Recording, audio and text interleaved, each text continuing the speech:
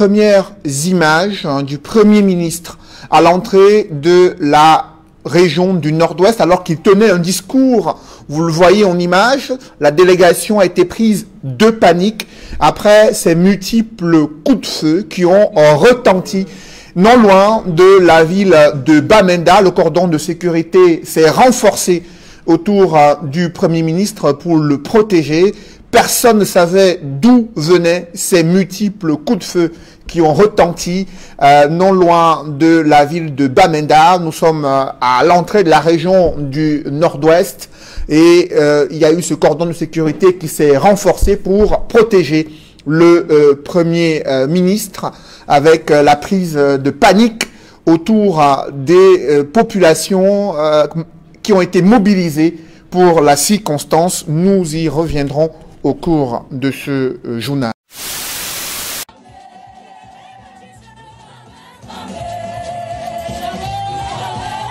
De Yaoundé à Bamenda, de 6h30 à 14h, le voyage du Premier ministre chef du gouvernement Joseph Nzangote, en sa qualité d'émissaire de paix du chef de l'État Paul Biya, n'aura pas été une sinécure. Au compteur, 2 arrêts.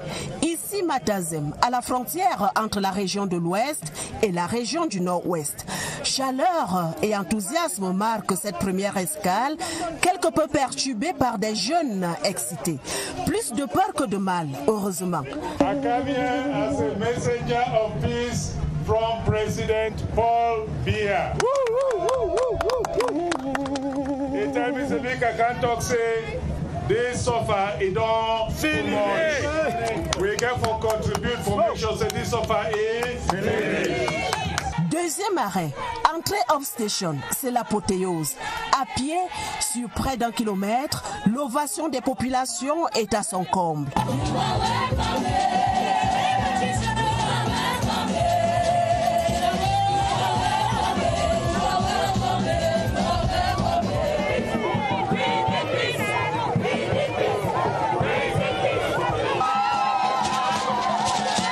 Every place get problem, but if you don't get peace, you don't feel resolve any problem. No be so? Not so. À Governor Squatter, chant et danse patrimoniale rythme l'accueil réservé à l'envoyé spécial du chef de l'État au milieu de ses compatriotes du Nord-Ouest. À la manœuvre, le maire de la ville de Bamenda, Paul Achobong Taben. The Prime Minister and Head of Government, special representative of the Head of State, President Paul Biya. We don't get the need for make life extremely difficult for ourselves. Don't be so. Don't be all one piece. Jusqu'à l'hôtel Ayabal, au quartier général de l'état-major du représentant personnel du chef de l'État, même ambiance, même ferveur. Joseph Nzangote, Premier ministre chef du gouvernement, est arrivé à Bamenda dans le nord-ouest ce 5 octobre 2021 pour s'entretenir avec toutes les forces vives de cette région pour tenter de trouver des pistes de solution à la crise dite anglophone. Accueilli par Adolphe Lélé-Lafrique, gouverneur de la région du Nord-Ouest, le Premier ministre a rassuré les populations que la page sombre va bientôt se tourner. Durant les audiences qu'il accordera, il est attendu des délégations qu'elles présentent des propositions pertinentes pour un retour à la paix dans la région. Au menu de ces rencontres, le suivi des recommandations du Grand Dialogue National. Rappelons qu'en fin septembre 2021, le chef du gouvernement était dans la région du Sud-Ouest pour présider la 2e session du comité de suivi des résolutions du Grand Dialogue National. Chief Joseph Nzangote avait reconnu que le statut spécial dont bénéficient les 2 régions et qui est l'une des solutions n'était pas complètement compris par les populations. Il avait promis que le comité irait sur le terrain afin d'expliquer davantage aux populations l'importance de ce statut spécial. Pareil pour toute autre résolution mise en œuvre depuis la tenue du Grand Dialogue National organisé, afin de trouver une solution à la crise qui secoue le Nord-Ouest et le Sud-Ouest depuis 2016. C'était les travaux, nous on vous le dit. Le temps était dur, preuve que la colère des habitants d'Afanayo 2 a atteint son paroxysme, dépossédés de leurs terres et de leurs biens pour cause d'utilité publique. Voici plusieurs années qu'ils attendent d'être indemnisés. Je travaille depuis 10 ans Et j'ai eu la chance de pouvoir obtenir un terrain 500 mètres carrés. Et si vous voyez bien, vous allez voir, il y a une fondation déjà. Mais le projet Menvelé a carrément pris tout mon terrain.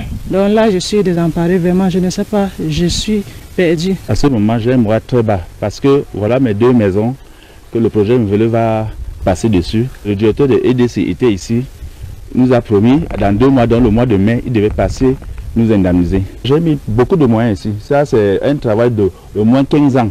Ces expropriés sont d'autant plus inquiets que les travaux avancent à grands pas pendant que les indemnisations dorment dans les tiroirs. On a trop peur puisque les travaux ne sont qu'avancés, au moins ils sont à 80% dans notre site, mais rien n'a été encore conclu. Il y a des gens qui sont vraiment fâchés. On doit arrêter les travaux pour qu'on ait une résolution. Ayant appris que le ministre de l'eau et de l'énergie visiterait quelques zones de blocage du projet, ces chefs de famille qui ont été ignorés n'ont pas manqué de le coincer à la fin de sa visite pour lui rappeler les promesses non tenues de EDC. Il n'y a pas de dialogue entre l'administration et eux. Parce que là, vous allez donner raison aux ennemis de la République en ces temps. On ne comprend pas ce qui se passe réellement. Nous avions beaucoup misé sur un certain nombre de rentrées d'argent. Ça a traîné, c'est vrai, mais monsieur le ministre qui est ici a donné des instructions fermes au directeur général de NEO devant moi pour que dès demain, dès après-demain, ça commence à arriver. Le décret en ce qui vous concerne est en train d'être traité parce qu'il y avait un problème de carte d'identité. Pour ne pas vous pénaliser, on a éclaté dans le décret en 2. Vous qui avez régulièrement remis vos cartes d'identité, ce premier décret, il est donc déjà au niveau du MINCAF. Après le MINCAF, il va aller dans les services du Premier ministre. Dès que le décret est disponible, on va immédiatement démarrer le paiement des indemnisations. Des déclarations que les victimes d'expropriation prennent avec beaucoup de pincettes. Ce d'autant que le DG de EDC leur a déjà fait plusieurs promesses sans suite favorable. Le montant des indemnisations de Mfundi, c'est plus d'1,5 milliard, rien que le Mfundi. Et quand on additionne le Mfundi, la MEFOA qu'on a et les autres, on a plus de 3 milliards. Pour ne plus dire un mensonge de plus, je préfère ne plus donner de date en disant que nous allons commencer le plus rapidement possible par la MEFOA qu'on a pendant que le décret du Mfundi se finalise. Ce à quoi les déguerpis d'Afanayoua 2 opposent une fin de non-recevoir. Ventre affamé, disait-il, n'ayant point d'oreille. Parce qu'on en a marre. Vous avez pris nos terrains. Hein, on ne peut même plus cultiver. Et vous vous remettez toujours à demain. Quand vous parlez de 3 milliards, vous volez combien là-bas? 3 milliards, c'est quoi pour un projet qui a été mûri? Vous pensez que vous viendrez toujours comme ça nous duper, hein? Moi, dans tous les cas, on va voir. À Afanayoua 2, comme à Kolkoumou, une autre localité où les populations sont aux abois, la poursuite des travaux est désormais conditionnée par le paiement de leurs dû. Pas de poteau sur mon terrain, je le jure. Le Nord-Ouest a soif de la paix et cela se lit dans les souhaits des populations. L'arrivée du Premier ministre Joseph Dion-Ngouté amène beaucoup à penser que le retour calme est possible. Les populations de cette région n'attendent qu'un retour aux paix. Il va falloir que l'économie fonctionne normalement, que les enfants puissent aller à l'école. À Santa, premier pôle d'accueil de Joseph Dion-Ngouté, les populations espèrent aussi des solutions pour le retour au calme dans une zone où les activités économiques ont été réduites à cause de la crise. Nous espérons qu'il y aura la paix ici au Nord-Ouest. C'est l'essentiel pour nous. Et que tous ceux qui auront l'occasion de voir le Premier ministre, qui discutent avec le Premier ministre, tenant compte de la population. Pour les femmes du Nord-Ouest regroupées dans le mouvement Women for Peace, il est temps que les choses changent. On sait qu'il est là pour prendre le message pour aller de nos chefs d'État, que les femmes sont derrière eux. Pour les habitants de la région, le chef du gouvernement est venu certainement avec l'arbre de la paix afin que le statut spécial accordé au Nord-Ouest par le président de la République puisse bénéficier à toutes les populations.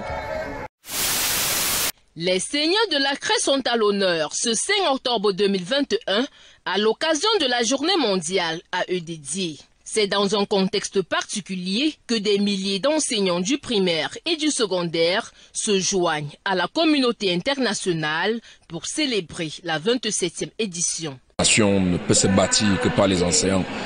Seulement, c'est une journée aussi de recueillement, c'est une journée au regard aussi de ce qui se passe dans notre pays avec la sécurité qui est troublée, avec la paix qui est menacée. Il faut dire que l'enseignant a également subi. On sait très bien que du côté du Nozo, c'est presque tous les jours qu'on a perdu un enseignant de ce côté ou un élève. Donc c'est une occasion pour nous d'adresser, n'est-ce pas, beaucoup de félicitations encore au gouvernement qui s'échine pour qu'on retrouve la paix, mais beaucoup de courage aux enseignants qui sont encore aujourd'hui et toujours les seigneurs de la craie. La rencontre a permis d'encourager ces pédagogues considérés comme des lampes qui guident et éclairent des futurs cadres de demain. À l'occasion de ce jour spécial, le thème retenu par l'UNESCO, les enseignants au cœur de la relance de l'éducation, est interpellateur tant sur le plan national qu'international. Elle a longuement insisté sur la formation à distance qui doit devenir désormais un mode opératoire permanent pour l'éducation. Elle a insisté sur la paix qui doit régner dans le cœur des enseignants, dans le cœur des Camerounais, pour que le Cameroun de demain ne soit pas compromis par des actes qui empêchent les enfants d'aller à l'école. Aujourd'hui donc, c'est un nouveau départ, comme le dit le thème, pour que tous les enseignants du Cameroun, à différents niveaux, sachent que l'avenir de la nation, c'est d'abord eux. Parce qu'on ne devient rien dans le pays aujourd'hui sans que les enseignants aient travaillé. Pour cela, ils doivent être capables eux-mêmes d'apprécier tous les efforts que le gouvernement fait pour eux. Ce n'est pas encore tout ce qu'ils veulent, mais ils doivent comprendre qu'on y va progressivement parce qu'il y a des bons Camerounais et des Camerounais qui ont besoin dans d'autres secteurs de l'apport de l'État.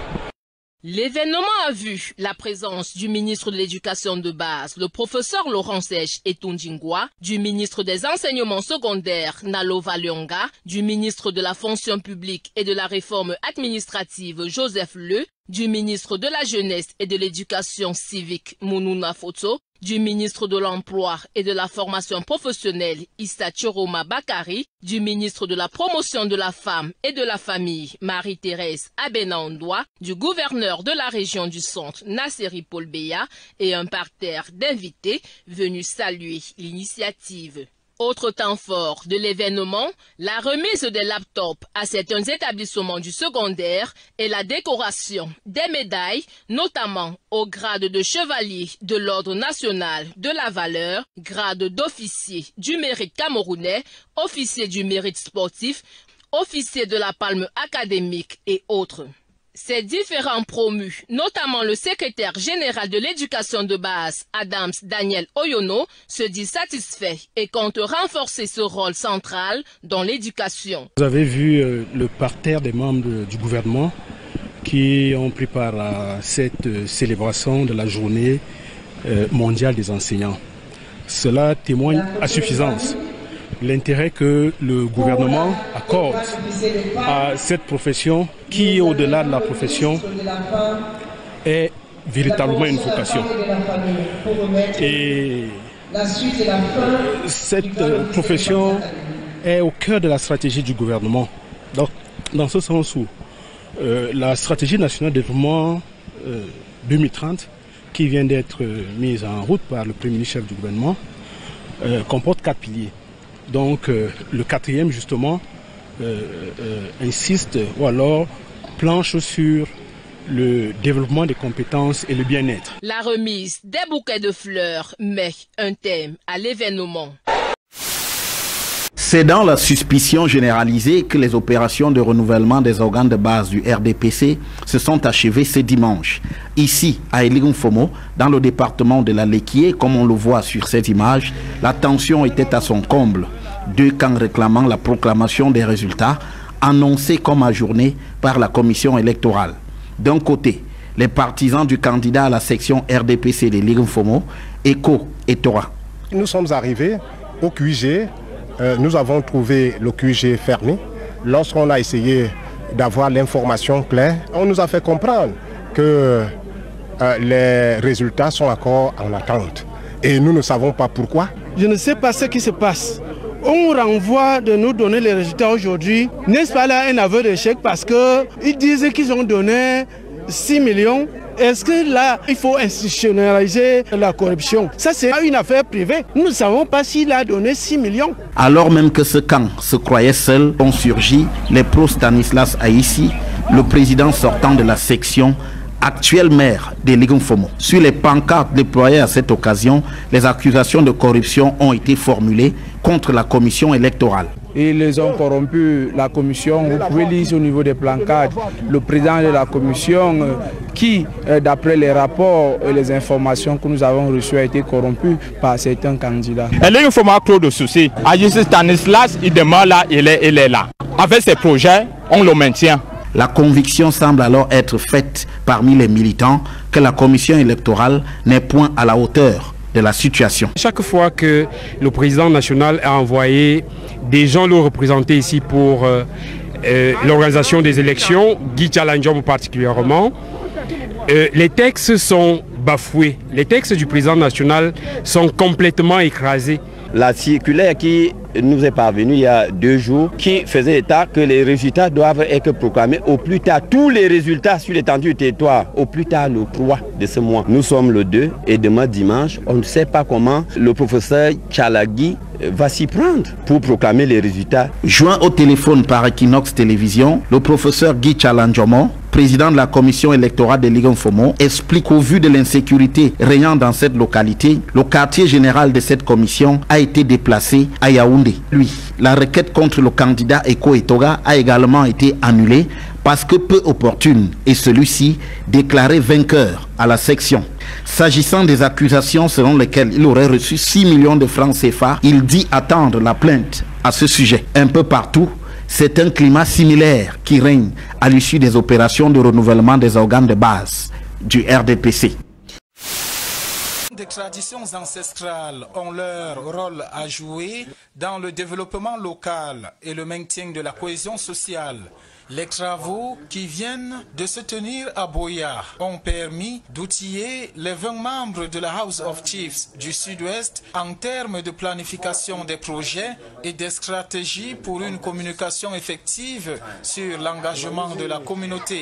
Il y a les choses qu'on ne connaît pas avant ce projet, mais maintenant on sait qu'on peut faire beaucoup de choses, on peut engager la communauté, on peut faire tous les projets qui étaient ici avant la création de la maison de chef. Ça nous a donné l'opportunité de connaître comment gérer nos populations, les projets. Les responsables entendent renforcer davantage les capacités des élus locaux. Pour devenir un gestionnaire, il faut certaines capacités. Voilà pourquoi nous avons organisé cet atelier, n'est-ce pas, pour donner des capacités aux chefs traditionnels, pour franchir, n'est-ce pas, cette barrière.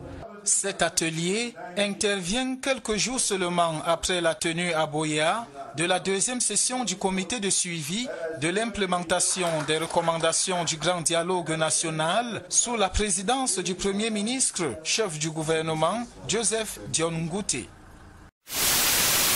Sans nul doute, le microcosme politique camerounais permet de voir un fonctionnement travaillé par le 2 poids, 2 mesures, qu'on en juge à partir du sort réservé aux acteurs du pouvoir ou ceux catalogués comme étant de ces cercles et à ceux, à contrario, ces réclamants de l'opposition ou des forces alternatives. D'un côté, tout semble montrer que les acteurs du pouvoir jouissent d'une impunité sans borne, comme le confirment les débordements des militants du RDPC lors des opérations de renouvellement des organes de base de ce parti récemment.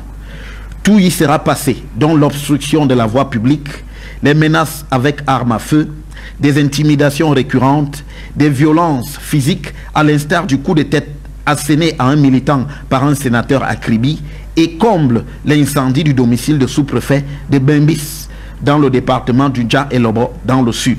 Si les présumés auteurs de cet acte ont été déférés devant le tribunal militaire, il n'en demeure pas moins que c'est l'arbre qui cache la forêt. De la sorte, de manière constante, le militant du RDPC peut se permettre des écarts avec la loi sans que les rigueurs de celle-ci ne s'abattent sur lui.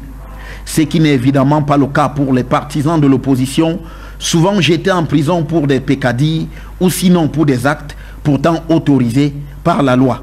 C'est le cas des militants du MRC emprisonnés jusqu'ici pour avoir exercé un droit constitutionnel, celui de manifester publiquement le 22 septembre 2020. Cette sanction, pour le moins disproportionnée, établit clairement qu'il vaut mieux être dans la sphère du pouvoir plutôt que dans celle de l'opposition, exposé aux foudres des appareils répressifs de l'État. Mais à bien y regarder, il n'y a pas d'autre issue que celle qui conduit à la libération des militants de ce parti depuis longtemps incarcérés. Ce serait sauver la face devant une injustice si criarde qui confine finalement en une gêne qu'on ne saurait contenir très longtemps. La cité balnéaire est devenue le théâtre de toutes les batailles. Les fils du coin s'exhibent. Les militants du RDPC manifestent à Kribi contre le sénateur Grégoire Mbamba. Ces militants réclament des sanctions contre ces derniers qui, selon plusieurs témoignages, se comportent comme un dieu dans la ville de Kribi. Violenté par les camarades de son parti, Luinze Oona, ici, en image, délégué au conflit à la section RDPC de Kribi 2, apparaît avec des pansements sur la tête, le visage amoché. Pourtant, les délais du processus arrêté par la hiérarchie du parti sont déjà dépassés. Deux tendances sont opposées. D'un côté, Grégoire Mbamba, candidat déclaré à la présidence de la section, opposé à Lucien Célestin Piado, conseiller municipal. Nous sommes ici pour dire que s'il n'y a aucune solution, monsieur le préfet, pour que les militants de Paul Biya regagnent les rangs de leur parti, nous allons seulement mourir. La marée noire des militants amers et très révoltés justifie cette sortie insurrectionnelle parce qu'elle s'est dit abandonnée par leur maire commune Ebolova, délégation régionale du parti. Le préfet du département de l'Océan, Nouhou Bello, en compagnie de son état-major, a tenu une rencontre d'urgence ici, à l'esplanade de la préfecture de l'Océan, pour calmer les acteurs en effervescence. Nous réalisons ces images depuis la malle arrière d'un véhicule militaire, vu la tension des militants. Je crois que nous devons donner l'exemple en utilisant les voies de droit pour poser nos problèmes. Ne recourons jamais aux manifestations de rue. Le gouverneur du Sud et une forte délégation régionale du RDPC tiendront une réunion de crise ce mardi 5 octobre 2021 pour trouver les moyens de mettre fin à ce conflit de crise à la section RDPC Océan Sud 2.